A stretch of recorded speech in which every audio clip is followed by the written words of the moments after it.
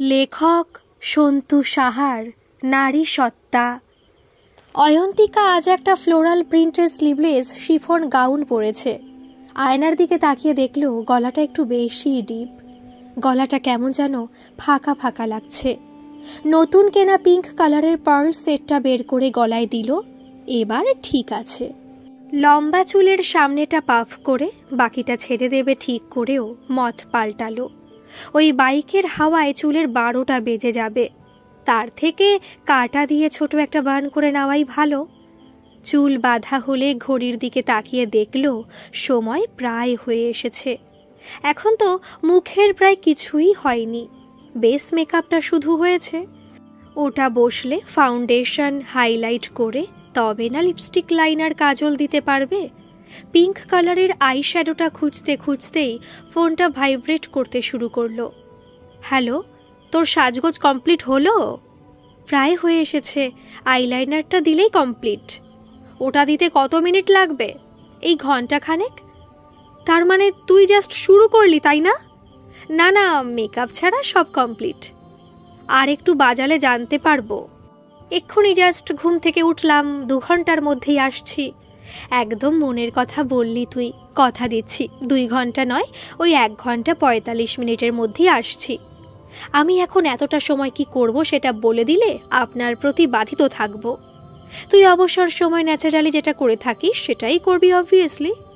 এই আমি কি করি রে? কিছু জিনিসকে খুব সাবধানে ছিঁড়ে নিয়ে তারপর অতি যত্ন সহকারে আটি বাঁধার কাজটা তো তুই অবসর সময় করে থাকিস, তাই না? একটা খিলখিল হাসি দিয়ে অয়ন্তিকা ফোনটা কেটে দিল। আজ অয়ন্তিকার জন্মদিন। সৈকত নামী রেস্তোরাঁর একটা টেবিল সন্ধে 6টা থেকে বুক করে রেখেছে। প্রতিবার সব বন্ধু বান্ধব মিলে অয়ন্তিকা বাড়িতে বার্থডে সেলিব্রেট করে। এবার অনেক দিন আগে থেকেই সৈকত গো ধরে বসেছিল যে শুধুমাত্র দুজনেই সন্ধে থেকে রাত পর্যন্ত একসাথে কাটাবে। সেই মতো সব আয়োজন। অয়ন্তিকার বয়স যখন 10 বছর তখন অয়ন্তিকার মা ক্যান্সারে আক্রান্ত হয়ে মারা গেছেন। বাবার বড়সড় একটা বিজনেস আছে। বাবা আর বিয়ে করেননি, এক অবিবাহিতা পিসি বাড়িতে থাকে। অয়ন্তিকা তার কাছেই মানুষ। মায়ের অভাব অনেকটাই পূরণ করেছে পিসি। বেরোনোর আগে আয়নায় নিজেকে অন্তিমবার দেখে নিল অয়ন্তিকা। আয়নার উপরে মায়ের ছবি রাখা আছে। যতবার নিজেকে দেখে অয়ন্তিকা ঠিক ততবার মায়ের মুখটা দেখা হয়ে যায়। নিজের সাজগোজ নিয়ে আজ এতটাই ব্যস্ত হয়েছিল যে বেরোনোর সময় মায়ের ছবিটার দিকে তাকানোর সময় হলো না আর। বাড়ি থেকে বেরিয়ে রাস্তায় কিছুক্ষণ অপেক্ষা করতেই সৈকত একটা অত্যাধুনিক বাইক নিয়ে অয়ন্তিকার সামনে হাজির হয়। খুব যে আমাকে তাড়া দিচ্ছিলি আর নিজেই দেরি করলি কেন? হালকা বকুনের সুরে বলল অয়ন্তিকা। আরে একটা ইম্পর্টেন্ট জিনিস কেনার ছিল। কি জিনিস? তোকে এই মুহূর্তে বলা যাবে না। ও সারপ্রাইজ। অয়ন্তিকা বাইকে উঠে বসল। সৈকত বলল, আজও কি তুই এভাবে দূরে দূরে বসবি? খুব কাছে ঘেঁষে বসলে বাইকে কন্ট্রোল রাখতে পারবি তো? এমনিতেই যা জোরে চালাস, জড়িয়ে ধরলে তো হাওয়ায় উড়বি। আজ না হয় একটু উড়লাম। কি ব্যাপার? আনরোম্যান্টিক সৈকত এত রোম্যান্টিক ফুরফুরে হয়ে উঠল কি করে? কি মেখেছো আজ ডার্লিং? তোর চুলেও তো ফুরফুরে গন্ধ লাগছে। কি লাগিয়েছিস চুলে? মিস্টার হান্ডুরাম, আমি তো চুলে রোজই লাগাই। আমার দুর্ভাগ্য যে তোর সাইনাস মার্কা নাকের অসীম কৃপায় গন্ধটা সেন্সার পর্যন্ত পৌঁছায় না। এই চিমটি কাটবি না, গাড়ি কিন্তু রাস্তার খাদে ফেলে দেব। তবে তাই হোক, খাদে পড়ে ড্রেনে একটু মাখামাখি করি। বাইকের গতি আরও তীব্র হলো। শহরের ভিড় ব্যস্ততা কোলাহল কাটিয়ে বাইক ছুটে চলেছে। তারপর দূরে একটা রাস্তার বাঁকে দুজনে মিলিয়ে গেল। রাস্তায় বেরিয়ে মিনিট 5 হেঁটে মেয়েটি বড় রাস্তার মোড়ে এলো। তারপর একটি অটো ধরে গন্তব্যে পৌঁছলো। এই জায়গায় লোকের সমাগম একটু কম। শহরের ব্যস্ততা এখানে পৌঁছায় না। সন্ধ্যা নেমেছে। কিছুটা দূরে একটা ল্যাম্প পোস্টের বাতি এখনই জ্বলে উঠল। মেয়েটি ব্যাগ থেকে কয়েকটি প্রসাধন সামগ্রী বের করে নিজেকে আর একবার নিরীক্ষণ করে নিল। পরিচিত কোনো বাইক আরোহীর জন্য ও অপেক্ষা করছে না। মাঝে মাঝে 2-1টি বাইক আসছে, কিছুক্ষণ দাঁড়াচ্ছে, ফিসফিস করে কথা হচ্ছে, তারপর আবার চলে যাচ্ছে। কেউ বা আবার টোন্টিং করছে। মেয়েটির নির্দিষ্ট কোনো নাম নেই, যার যা মনে হয় সেই নামেই ডাকে। অথচ একদিন ওর একটা নিজস্ব নাম ছিল, একটা পরিচয়ও ছিল। আজ সময়ের অতল অন্ধকারে সব কিছুই বিস্মৃত। নিজের প্রকৃত পরিচয় আজও নিজেই ভুলতে বসেছে। রাত্রি নামে, ঠাই দাঁড়িয়ে থাকে মেয়েটি, মাঝে ব্যাগ থেকে সামান্য খাবার খেয়ে নেয়। হঠাৎ ফোনটা বেজে ওঠে। ভীষণ আগ্রহের সঙ্গে ফোন রিসিভ করে, তারপর কিছু না বলি হতাশ হয়ে ফোন রেখে দেয়। ওপার থেকে মনে হয় কেউ অশ্রাব্য গালিগালাজ করে। দূরে তাকিয়ে দেখে কুয়াশার হালকা আদরে ল্যাম্পপোস্টের আলো ঝাপসা হয়ে আসছে। মাঝে মাঝে পা টলতে থাকে, শরীরে ঝিমুনি আসে, চোখে তন্দ্রা ভাব। তবু ওকে দাঁড়িয়ে থাকতে হয়। বাইকটা মেন রাস্তা থেকে অচেনা রাস্তায় টার্ন নিতেই অয়ন্তিকা বলল, কোথায় নিয়ে যাচ্ছিস আমায়? কুল ডাউন বেবি, ভয় পেও না, এটা স্বর্গের রাস্তা। তুই যে বললি রেস্তোরাঁ বুক করেছিস, এদিকে আবার কোথায় যাচ্ছিস? কিছুক্ষণ চলার পর সৈকত একটা বড় লোহার গেটওয়ালা বাড়ির সামনে বাইকটা দাঁড় করালো। একটা ফোন করতেই মুহূর্তের মধ্যে এক মধ্যবয়স্ক লোক গেটটা খুলে দিতেই বাইকটা ভেতরে প্রবেশ করলো। একটা বাংলো টাইপের বাড়ির সামনে এসে বাইকটা থামলো। বাইক থেকে নেমে অয়ন্তিকা বেশ অবাক হয়ে আশেপাশে তাকিয়ে জিজ্ঞেস করলো, এটা কোথায় এলি সৈকত? গাড়ি স্টার্ট বন্ধ করে সামনে টাইলস বসানো রাস্তার উপর পা দিয়ে সৈকত বলল, আমার ছোট মামার ফার্ম হাউস। আজ আমরা এখানেই তোর বার্থডে সেলিব্রেট করব। 2-10 পা হাঁটা দিতেই সামনে বিশাল একটা কাঠের দরজার সামনে এসে পৌঁছালো দুজনে। এটাই বাড়ির সদর দরজা। পকেট থেকে চাবি বের করে তালা খুলল সৈকত। দরজা খুলতেই দেখা গেল ঘরের ভেতরটা অন্ধকার। সৈকত ডান দিকের দেওয়ালে সুইচ টিপতেই একটা ঝাড়বাতি জ্বলে উঠল। ঝাড়বাতি থেকে হালকা একটা নীলাভ আলো ছড়িয়ে পড়তেই ঘরের অন্ধকার এক নিমেষে বদলে গিয়ে এক অদ্ভুত মায়াবী পরিবেশের সৃষ্টি হলো। অয়ন্তিকার চোখে ধাঁধা লেগে গেল। কিছু সময়ের জন্য বাকরুদ্ধ হয়ে গেল। অয়ন্তিকা দেখল বিশাল এই বসবার ঘরে অজস্র বেলুন দিয়ে সাজানো হয়েছে। নীলাভ আলোয় তাদের প্রকৃত রং চেনা যাচ্ছে না। ঘরের এক কোণে জড়ো করে রাখা আছে হার্ট সাইজের বেলুন। ঘরের ভেতর প্রতিটি কোণ, মেঝে এবং দেওয়াল যেন অয়ন্তিকাকে শুভ জন্মদিনের শুভেচ্ছা জানাচ্ছে। মুহূর্তের মধ্যে ঝাড়বাতির আলোর রং নীল থেকে সাদা হয়ে উঠল। ঠিক সেই সময় অয়ন্তিকার চমক ভাঙল। দূরে একটা সেন্টার টেবিলে পেল্লাই সাইজের একখানা 3-4 ফুট উচ্চতার কেক রাখা আছে। টেবিলটি সুন্দরভাবে সাজানো। 25টি মোমবাতি জ্বলছে তার চারপাশে। অয়ন্তিকাই অপ্রত্যাশিত পরিবেশে কিছুক্ষণ মানিয়ে নেবার পর সৈকতকে বলল, তুই এত সব আয়োজন করলি কখন? করেছি, তুই শুধু বল কেমন হয়েছে। এত অ্যারেঞ্জমেন্ট করার কি দরকার ছিল তোর? আমি তো রেস্টুরেন্টে ছোট্ট একটা টেবিলে বসে দুজন একসাথে সেলিব্রেট করতে চেয়েছিলাম।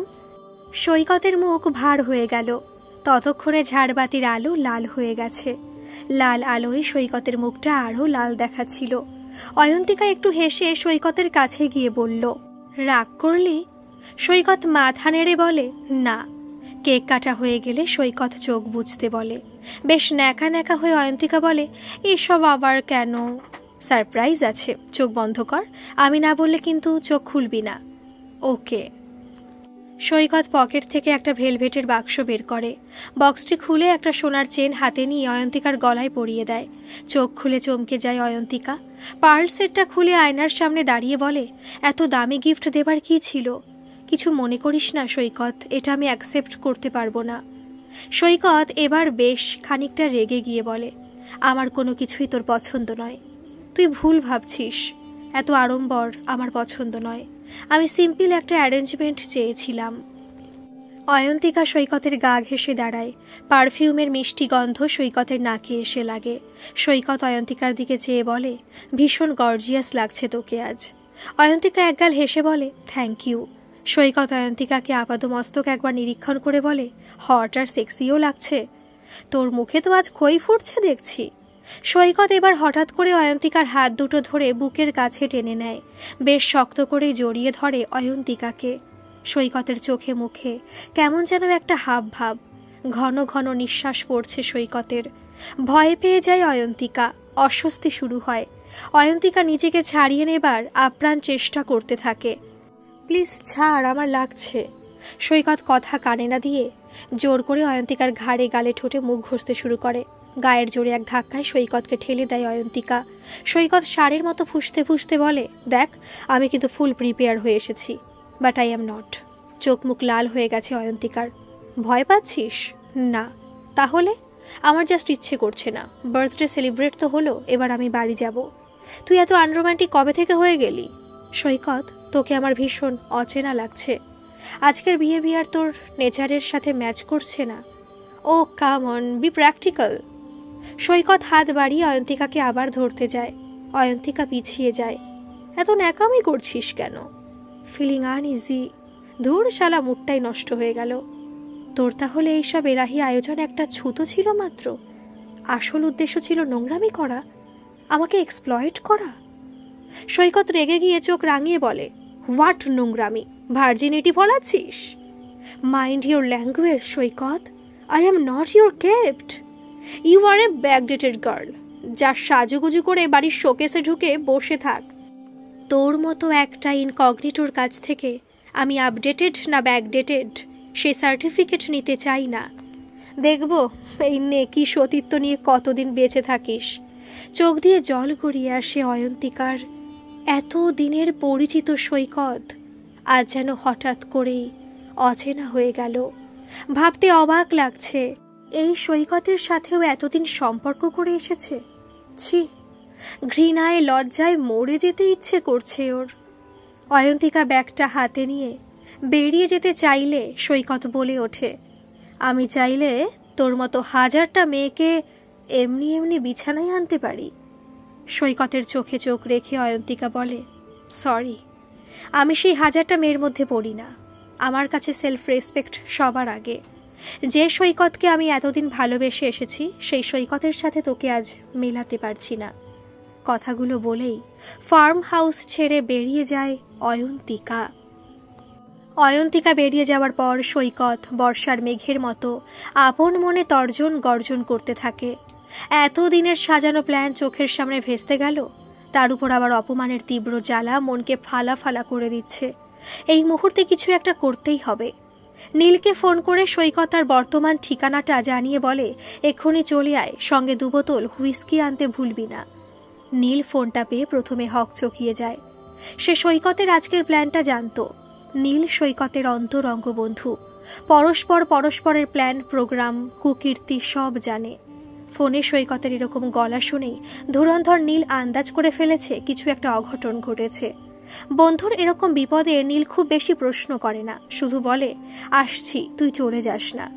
এবার ওদিক থেকে আবার রাগী ভাঙা ভাঙা গলায় আরও একটা আবদার ভেসে আসে, যেখান থেকে পারিস একটা কোকিল ধরে নিয়ে আয়, যত টাকা লাগে দেব। শর্ত একটাই, অহংকারী অয়ন্তিকার থেকে যেন ফার বেটার হয়। নীল বুঝে গেছে তাকে কি করতে হবে। শুধু বন্ধু সুলভ একটা সান্ত্বনা দিয়ে বলে, কুল ডাউন বেবি, একটু ধৈর্য ধর, তোর জন্য একটা ঝাক্কাস আইটেম নিয়ে আসছি। শালা, তোকে আগেই বলেছিলাম, টাকা ফেললেই যেখানে ইলিশ পাবদা পাওয়া যায় সেখানে প্রেমের ছিপ ফেলে পুঁটি মাছ ধরতে যাবার কি প্রয়োজন। একটা কাঁচা খিস্তি দিয়ে ফোনটা কেটে দিল সৈকত। নীল কন্ট্যাক্ট লিস্ট খুঁজে খুঁজে ফোন নাম্বারটা পেল। রিং করতেই সঙ্গে সঙ্গে ফোন রিসিভ হলো। নীল প্রথমে তার পরিচয় দিয়ে কোথায় আসতে হবে জানালো। আর্জেন্ট কথাটা বলতে ভুলল না। সৈকত নেশাতুর চোখে মেয়েটির দিকে কিছুক্ষণ চেয়ে থেকে জড়ানো গলায় বলল, হ্যাঁ রে নীল, তুই যে বললি একেবারে করিনা কাপুরের মতো গায়ের রং, দীপিকার মতো ঠোঁট আর ক্যাটরিনার মতো ফিগার, কই আমি তো কিছুই দেখছি না রে। অন্য কাউকে উঠিয়ে আনলি নাকি? সব বুঝি গুরু, কোনটা সোনা আর কোনটা ইমিটেশন সব চিনতে পারি। শালা, শুধু ওকেই চিনতে পারলাম না। এর থেকে ভালো আইটেম কি এত তড়িঘড়ি পাওয়া যায়? নীল জবাব দেয়। এরপর সৈকতের কানের কাছে নীল ফিসফিস করে বলে, একেবারে ঝানু জিনিস এনেছি, একবার পরখ করে দেখ, মদের নেশা ভুলে যাবি। সৈকত কোনো ক্রমে নিজের টাল সামলে উঠে দাঁড়ালো। তারপর ঈষৎ টলতে টলতে মেয়েটির সামনে গেল। ভালো করে মেয়েটির মুখখানা দেখল। মেয়েটি স্থির দাঁড়িয়ে আছে। প্রথম প্রথম এভাবে কেউ তার দিকে তাকালে ভীষণ অপ্রস্তুত লাগতো ওর। এখন আর হয় না। সে বুঝে গেছে তার শরীর পণ্য ছাড়া কিছু নয়। বাজারে বিক্রিত জিনিস যেমন ক্রেতার নেড়ে চেড়ে ভালো করে পরখ করে দেখে নেয়, ঠিক তেমনই তার সাথেও মাঝে মাঝে এরকম হয়। কিছুক্ষণ চেয়ে থাকার পর ধীরে ধীরে সৈকত বলে ওঠে, না, অয়ন্তিকার মতো নয়, ইনফ্যাক্ট একদমই নয়। এরপর মুখে একটা তাচ্ছিল্যের হাসি দিয়ে বলে, সবই কেমন যেন কুঁচকে যাওয়া, কিরকম পুরনো, জং ধরা। এ চলবে না রে, একে বিদায় কর। এবার নীলের দিকে চেয়ে ঢুলু ঢুলি চোখে বলে, ওই 1 মাস আগে দিওয়ালির রাতে যে মেয়েটাকে এনেছিলিস ওটাকে কাল নিয়ে আয়, ওটা ফার বেটার ছিল। এই বলেই সে ঘরের বিছানায় লুটিয়ে পড়ে। বিড়বিড় করে বলে চলে, ডার্লিং, তুমি কিন্তু খুব কষ্ট দিলে আজকে, খুব কষ্ট। নীল মেয়েটিকে বলল, তুমি আসতে পারো। আমার পেমেন্ট? মেয়েটি হাত পাতে। নীল তেড়ে ফুঁড়ে উঠে বলে, কিসের পেমেন্ট রে? কাজ না করে পেমেন্ট চাইছিস? আসা যাওয়ার ভাড়া নিয়ে বিদায় হ। মেয়েটি এবার রেগে গিয়ে বলে, আর আমার সময়ের কোনো মূল্য নেই? অনেক রাত হয়ে গেল, এত রাতে তো আর কোনো কাস্টমার পাবো না, আজকে রাতটাই তো পুরো মাটি হলো। মেয়েটির মুখে এই কথা শোনার সৈকত বিছানা ছেড়ে লাফিয়ে ওঠে। তারপর মেয়েটির কাছে এসে গলা চড়িয়ে বলে, তোদের মতো মেয়েদের আবার সময়ের দাম? বলি, নিজেকে আয়নায় দেখেছিস? তোর আর কিছু নেই রে, সব ফুরুত হয়ে গেছে, সব কিছু ঝরে গেছে। এই লাইন ছেড়ে দিয়ে স্টেশনে গামছা পেতে ভিক্ষে করগে, এর থেকে অনেক বেশি ইনকাম হবে। এবার ভাগ এখান থেকে, না হলে চুলের মুঠি ধরে বাইরে বের করে দেব। অয়ন্তিকার জন্য জমিয়ে রাখা সমস্ত রাগ সৈকত ওই নিরাপরাধ মেয়েটির উপর বর্ষাতে থাকে। মেয়েটি কিছু বলে না। অনেক দিন আগে যখন ও আর 5টা মেয়ের মতো ছিল, তখন সমস্ত অন্যায়ের তীব্র প্রতিবাদ জানাতো। কিন্তু এই পেশাতে আসার পর থেকে সব প্রতিবাদ, প্রতিরোধ ওকে ভুলে যেতে হয়েছে। শান্ত পায়ে মেয়েটি ঘর ছেড়ে বেরিয়ে যায়। যাবার আগে নীল একটা 200 টাকার নোট মেয়েটির দিকে ছুঁড়ে দেয়। নোটটি হাতে নিয়ে দুমড়ে মুচড়ে আবার নীলের দিকে ছুঁড়ে দিয়ে মেয়েটি গটগট করে ফার্ম হাউস থেকে বেরিয়ে যায়। মেয়েটি বাড়ি ফিরে দেখে তার মা ঘুমিয়ে গেছে। সন্তর্পণে দরজা খুলে ঘরে প্রবেশ করে, ব্যাগটি টেবিলে রেখে আলো জ্বালায়। তারপর বাথরুমে গিয়ে বার কয়েক মুখে জলের ঝাপটা দিয়ে এসে আয়নার সামনে এসে দাঁড়ায়। সেই জেল্লা, সে রূপ লাবণ্য আর নেই। মুখের চামড়া কিছু কিছু জায়গায় সত্যিই কুঁচকে গেছে, শরীরটাও কেমন যেন ক্ষয়ে গেছে। একটা সময় ছিল যখন বাড়িতেই তার ফোন আসতো, বড় রাস্তার মোড় থেকে প্রতিদিন ঝা চকচকে গাড়িতে করে পৌঁছে যেত বিলাসবহুল কোনো হোটেলে। সেই সব সোনালি দিন এখন অতীত। নামতে নামতে আজ তাকে রাস্তার অন্ধকার গলিপথে দাঁড়াতে হয়েছে, অথচ একদিন সব কিছুই ছিল ওর। আর 5টা মেয়ের মতো সেও স্বপ্ন দেখত কিছু একটা করার।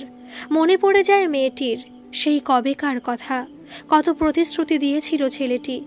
তুই সিরিয়ালে ট্রাই নিস না কেন? তোর মতো এরকম ফ্রেশ তরতাজা লুক কিন্তু প্রযোজকরা খুঁজে বেড়ায়।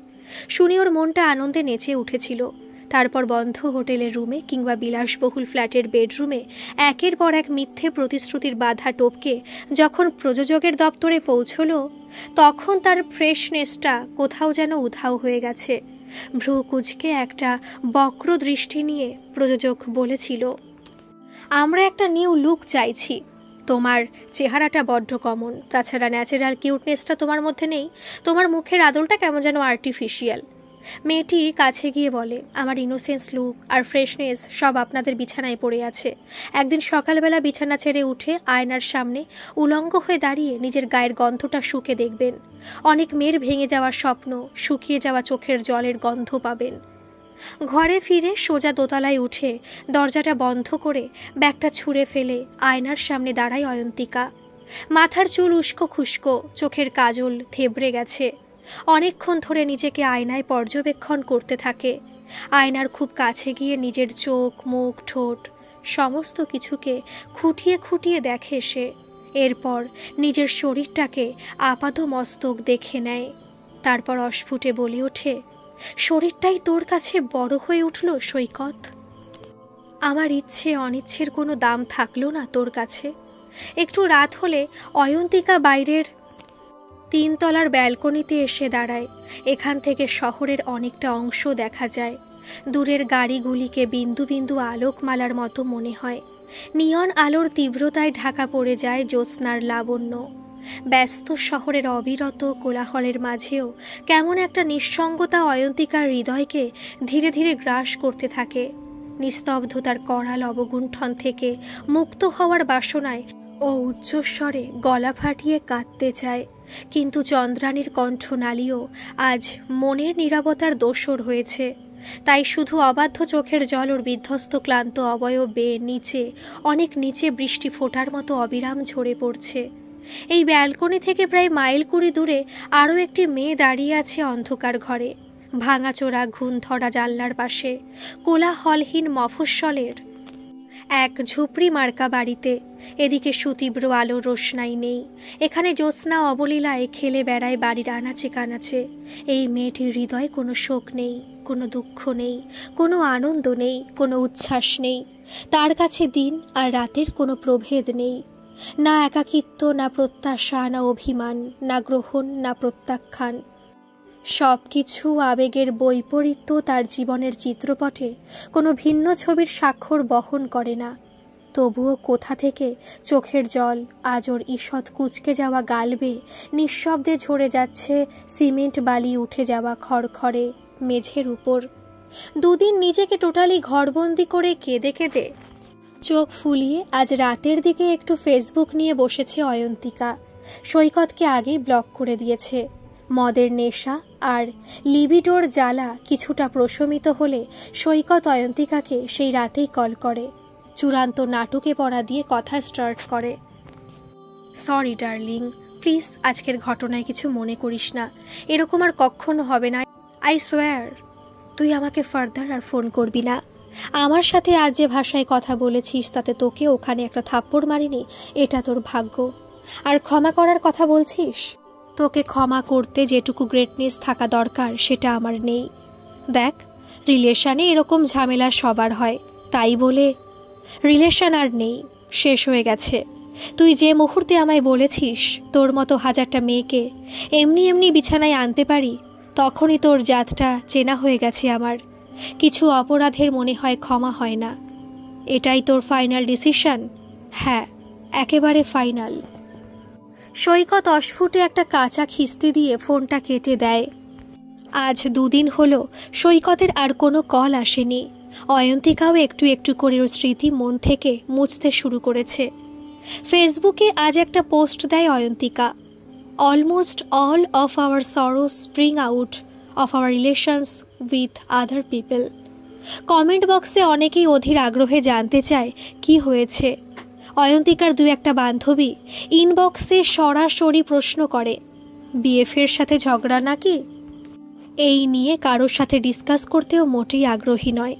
ঈশানী অয়ন্তিকার স্কুল লাইফের বন্ধু, ওকে কিছু গোপন করা যায় না। ঈশানীর প্রশ্নে উত্তর দিতেই হলো।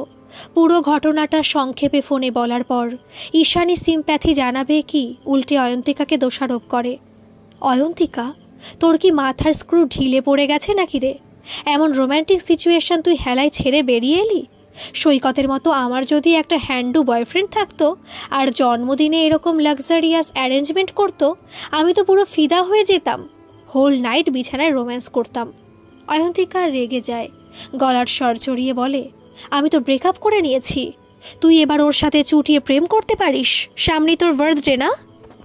ফার্ম হাউসে গিয়ে 1 রাত কেন, 1 মাস ধরে রোম্যান্স করিস? ফোনটা রেখে দেয় অয়ন্তিকা।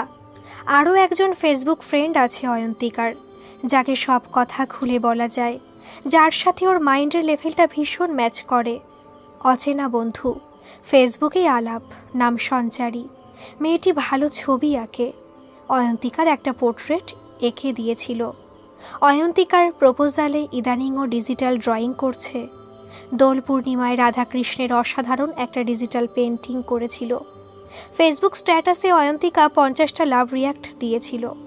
কিন্তু একটা মুশকিল হলো, মেয়েটি নিজের সম্পর্কে কিছু বলতে চায় না। কি করে, বাড়ি কোথায়, ফ্যামিলি, এমনকি ফোন নাম্বারটাও দিতে চায় না। অয়ন্তিকা মাঝে একবার ভাবছিল ফেক আইডি, কোনো ছেলে হবে হয়তো, মেয়ের নামে ফেসবুক চালাচ্ছে। কিন্তু ওর সাথে এমন কিছু প্রসঙ্গে আলোচনা হয় যে সেটা একমাত্র মেয়ের পক্ষেই জানা সম্ভব। সঞ্চারী ওর কথা কিছু না বললেও অয়ন্তিকা কিন্তু মোটামুটি পেটের সব কথা ওকে উজাড় করে দেয়। ওর সাথে কথা বলে অয়ন্তিকা ভীষণ স্যাটিসফাইড হয়, যেন মনে হয় ভীষণ অভিজ্ঞ এবং আপডেটেড একটি মেয়ে। অয়ন্তিকার পোস্টে সঞ্চারী একটা কমেন্ট করেছে, life is not a problem to be solved but a reality to be experienced. Comment করে মেসেঞ্জারে সঞ্চারী জানতে চাইল, মন খারাপ, বয়ফ্রেন্ডের সাথে ঝগড়া হয়েছে? তখন অয়ন্তিকার সঙ্গে সঙ্গে উত্তর দিল, কি করে বুঝলি? এরকম একটা ইমোশনাল স্ট্যাটাস দেখে অয়ন্তিকা খুবই সংক্ষেপে সঞ্চারীকে বিষয়টি জানায়। আসলে কথাগুলো বলে ও একটু হালকা হতে চায়। অয়ন্তিকা জানে এই মুহূর্তে ওর মধ্যে কি চলছে, সঞ্চারী সেটা ফিল করতে পারবে। ফার্ম হাউসে এসে সৈকতকে দেখেই সঞ্চারী থ হয়ে গেছিল। এই ছেলেটির সাথে অয়ন্তিকার রিলেশন না? সেদিনই সঞ্চারী আন্দাজ করেছিল কিছু একটা হয়েছে। এমন একটা ক্যারেক্টারলেস ছেলের সাথে অয়ন্তিকা কিভাবে জড়িয়ে গেল সেটা ওর কাছে ধোয়াটে। অয়ন্তিকার এই পোস্ট এবং সেই দিনের ঘটনার সংক্ষিপ্ত বিবরণ শুনেই সঞ্চারী আঁতকে ওঠে। যেমন করেই হোক এরকম একটা লম্পট ছেলের সাথে অয়ন্তিকা দ্বিতীয়বার কোনো রকমের সম্পর্কে যেন জড়িয়ে না পড়ে, সেজন্য সঞ্চারী যথাসাধ্য চেষ্টা করবে। এতদিন সৈকতের সাথে মেলামেশা করে ওর এই অ্যাটিটিউডটা ধরতেই পারলাম না। জানিস সঞ্চারী, কষ্টটা ওখানেই হচ্ছে। অয়ন্তিকা জানালো, কোনো সিদ্ধান্ত নেওয়া ততটাই কঠিন হয়ে পড়ে যতটা কঠিনভাবে আমরা সমস্যাটাকে দেখি। যে ছেলে মেয়েদের শরীরকে ভালোবাসে তাদের কাছে কোনো সম্পর্ক থেকে বেরিয়ে আসা অনেকটা জামা কাপড় বদলানোর মতো।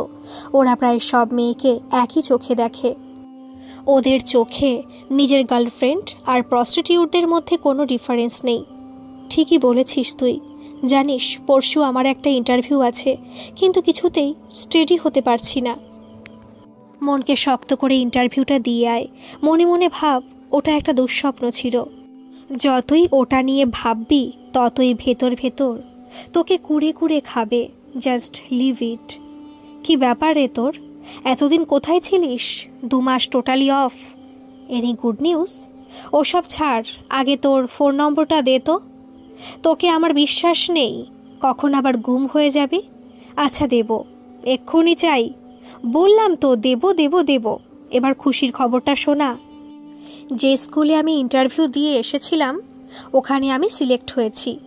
ইনফ্যাক্ট আমার জয়েন করাও প্রায় 1 মাস হয়ে গেল। আমি জানতাম তুই পাবি। থ্যাঙ্কস। তুই আমাকে সেদিন ওভাবে মোটিভেট না করলে আমি হয়তো ইন্টারভিউটা দিতেই যেতাম না। আমার গিফটটা কবে পাবো? দেব, তুই একবার আয় না, বেশ মজা করব। যাব, একদিন ঠিক যাব। তুই আসবি তাহলেই হয়েছে। ফোন নাম্বার দিতেই যার এত আপত্তি সে আবার। আচ্ছা বাবা, রাগ করিস না। আজ ফোন নাম্বার তোকে দেব বললাম তো। সাথে তো ঠিকানাটাও দিবি। তুই না এলে আমি তোর বাড়ি যাব। এই দাঁড়া, একটা ফোন এসেছে, পরে কথা বলছি। কিছুক্ষণ ফোনে কথা বলে অয়ন্তিকা আবার মেসেজ করে, কি রে আছিস? কার ফোন ছিল বেবি? আছে একজন। স্পেশাল কেউ নিশ্চয়ই। ধুর, লাইফে একবার যা কেস খেলাম আর ওই রাস্তায় হাঁটছি না। এক্সের কথা আর মনে পড়ে? সিলেবাস থেকে টোটালি আউট করে দিয়েছি। গুড। কার ফোন ছিল সেটা তো বললি না? আমার এক কলিগ। মেল নিশ্চয়ই? হ্যাঁ। বুঝলাম। কি বুঝলি? ছেলেটা দেখতে কেমন রে? ধুর বাবা, এই মেয়েটা দেখছি আমার পেছনে পড়ে গেছে। আর অ্যাপিয়ারেন্স নিয়ে কি করবি? একজনের হ্যান্ডু লুক দেখে যেরকম চিট হলাম আমি। এদিকে আমি আর নেই বাবা, তবে এই কদিনে ছেলেটি ভালো বন্ধু হয়ে উঠেছে আমার। কি নাম? নির্ঝর। একটা ছোটোখাটো সোশ্যাল ওয়ার্কের সাথে যুক্ত। মূলত পথ শিশুদের পড়াশোনার জন্য কাজ করে ও। আমিও কম বেশি যুক্ত হয়ে পড়ছি। বাচ্চাদের সাথে সময় কাটাতে বেশ লাগছে। মানুষের জন্য যারা নিঃস্বার্থভাবে কাজ করে তারা ভীষণ লিবারাল ও জেনারাস হয়। ওর তারিফ করছিস না আমাকে টেম্পটেড করছিস? দুটোই। পরদিন বিকেলের দিকে সঞ্চারীর একটা পোস্ট দেখে অয়ন্তিকা বুঝতে পারে কিছু একটা ঘটেছে মেয়েটার সাথে। একা ছিলাম, আজ আরও একা হয়ে গেলাম। অয়ন্তিকা সঙ্গে সঙ্গে সঞ্চারীর দেওয়া নাম্বারে ফোন করে। তুই কোনোদিনই আমাকে তোর কথা খুলে বলিসনি। তোর বাড়ি, বাবা মা, তোর কাজ সব কিছুকেই তুই সন্তর্পণে এড়িয়ে গেছিস কেন সঞ্চারী? অথচ আমি তোকে কিন্তু আমার মনের কথা সব খুলে বলি। আজ আমার মা আমাকে ছেড়ে চলে গেল। কি বলছিস? যদিও আমার মা থেকেও না থাকা ছিল, হাঁটা চলা অনেক দিন আগেই বন্ধ হয়ে গেছিল। শুধু শরীরটা কোনো ক্রমে টিকে ছিল, আজ সেটাও গেল। মা হারানোর কষ্ট কতখানি হয় আমি সেটা। তোর মা ছোটবেলায় ক্যান্সারে মারা যায়। আমি পিসির কাছেই মানুষ। বাবার বিয়ে করেনি। তোর বাড়িতে আর কে কে আছে? আর কেউ নেই।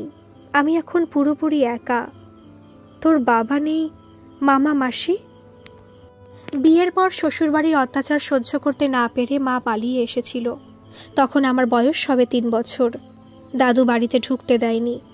আসলে বাবা স্থানীয় গুন্ডা ছিল। এক প্রকার জোর করেই মাকে বিয়ে করে। বিয়ের বছর ঘুরতে না ঘুরতে বাবা সহ সবাই মাকে ঘর ছাড়ানোর জন্য উঠে পড়ে লাগে। তোর মা পুলিশে কমপ্লেন করেনি? কি লাভ হতো? মা ওই বাড়িতে আর যেতে চায়নি। দাদু মামারা মাকে বাড়িতে ঢুকতে দেয়নি। কি প্যাথেটিক জীবন। আমার মা আমাকে একাই মানুষ করে। ইনফ্যাক্ট করার সাধ্যমতো চেষ্টা করে। লোকের বাড়িতে রান্না করে, সেলাই করে, কি না করেনি আমার জন্য। এতটা স্যাক্রিফাইস একটা নারীর দ্বারাই সম্ভব। ঠিক তাই, আরও ভালো করে বললে এক মাই পারে এমন প্রতিকূল পরিবেশে নিজে একবেলা খেয়ে সন্তানের মুখে দুবেলা খাবার তুলে দিতে। অয়ন্তিকার চোখ ঝাপসা হয়ে আসে। নিজেকে সামলে নিয়ে বলে, তোর কাজের কথা কিন্তু কোনোদিন বলিসনি। যতবার তোকে এই নিয়ে জিজ্ঞাসা করেছি তুই সতর্কভাবে সেই টপিক থেকে সরে গেছিস। আজ তোকে বলতেই হবে তোর কাজটা কি। শুনতে পারবি তো? শোনার পর আমার সাথে বন্ধুত্ব রাখতে পারবি তো? হ্যাঁ, পারবো। তাহলে শোন, আমি প্রস্টিটিউশনের কাজ করি। পাতি বাংলায় যাকে বলে বেশ্যাবৃত্তি। আর আমার নাম সঞ্চারী নয়। সঞ্চারীর পেশা জানার পর অয়ন্তিকা কিছুক্ষণের জন্য স্তব্ধ হয়ে গেল। তার হাত আর সরছে না। সঞ্চারী লিখে পাঠালো, কি হলো, চমকে গেলি তো? এবার নিশ্চয়ই আমায় তুই ব্লক করে দিবি। ভদ্র বাড়ির কোনো মেয়ে কি আর কোনো বেশ্যার সাথে ফ্রেন্ডশিপ করতে পারে? কিন্তু বিশ্বাস কর, আমি এই পেশায় প্রথমে আসতে চাইনি। পড়াশোনা করে একটা ছোটোখাটো চাকরি পেয়ে নিজের পায়ে দাঁড়াতেই চেয়েছিলাম। কিন্তু আমার দুর্ভাগ্য যে আমাকে মানুষ করার জন্য আমার মায়ের স্যাক্রিফাইস, স্ট্রাগল সব কিছুই বৃথা গেছে। এরকম একটা অ্যাডভার্স সিচুয়েশন থেকেও তুই যেভাবে ভেতরের সত্তাটা জিয়ে রেখেছিস, এটা ভেবেই আমি চমকে উঠছি। লড়ে যাবার এত এনার্জি পাস থেকে? আমাকে তোর পুরো হিস্ট্রি খুলে বল। তুই কি করে এই পেশায় এলি, সব কিছু। সঞ্চারী সব বলল অয়ন্তিকাকে। জীবনে অনেক কিছু হারিয়েছে সে, কিন্তু অয়ন্তিকার মতো একটা বন্ধু পেয়ে আজ সে সত্যিই খুব গর্বিত। 2 দিন পর অয়ন্তিকা সঞ্চারীকে একটা মেসেজ করে, তুই চাকরি করবি? সঞ্চারী অনলাইন ছিল। সঙ্গে সঙ্গে রিপ্লাই দেয়, কে আমায় চাকরি দেবে? আছে, আমি কথা বলেছি। তুই এবার ওই নোংরা পেশাটা ছেড়ে দে। চাকরি করে আর 5টা মেয়ের মতো নর্মাল লাইফ লিড করা আমার কাছে ফেলে আসা একটা স্বপ্নের মতো, যার কোনো বাস্তব ভিত্তি নেই। এতটা ডিসপায়ার হয়ে পড়িস না। তুই এসব কিছু ছেড়ে চলে আয়। আমি আমার স্কুলের প্রিন্সিপালের সাথে তোর ব্যাপারটা নিয়ে ডিসকাস করেছি। আমি ওনাকে তোর ড্রয়িং দেখিয়েছি।